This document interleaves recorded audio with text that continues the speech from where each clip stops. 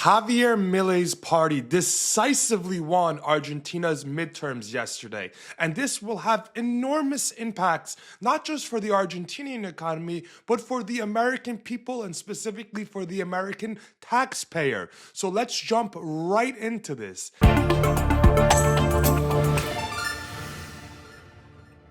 Hey everyone, I'm Spencer Hakimian, and welcome back to a brief episode where we're going to cover what happened in Argentina, how the United States was explicitly involved in engineering this outcome, and what this means for the US taxpayer going forward. So, without any further ado, let's go. Javier Milei's party won in Argentina, largely due to the fact that the United States emergency intervened last month and did a bailout of the Argentinian economy, specifically the Argentinian peso. And what this bailout did is it stopped the bleeding.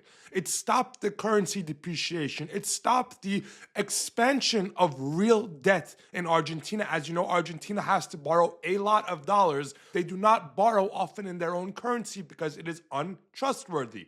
What ended up happening here is because of Milei's policies, because of the austerity that he put into place, investors and global asset participants rejected his plans and they sold his currency off very hard. Then come in Donald Trump and Scott Bessent and they backstop this and they basically make a free market into a inauthentic market, and they put a government intervention in place in order to stop the natural bleeding and to artificially prop up the Argentinian economy. Then what happens is that because the bleeding stops, the Argentinian people are much more willing to accept Milei's austerity.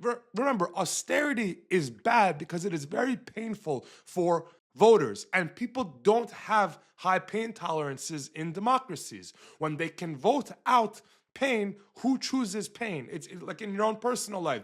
If you can take a painkiller, why would you live in pain if you do not have to? Ultimately, what ends up happening here is Trump and Bessent backstop Argentina's economy. They stop it, and this gives a mandate to Javier Milei to continue his austerity. Now, if you are an American, what this means for you in the next few years of Trump's remaining presidency is that you best believe this playbook will be used again. The next time a Trump ally, whether it's Viktor Orban, whether it's Javier Milei, whether it is anyone, to be frank, whether it is the new prime minister in Japan, if they are going through trouble before an election, you best believe the United States is going to be bailing out that economy so that Trump can keep friendly allies in power around the world. I want you guys to comment. Do you believe this is a fair use of American tax dollars? Should your money be going to this? Is this America first to you, as Trump promised on the campaign trail? As always, like, comment, and subscribe, and thank you guys for watching.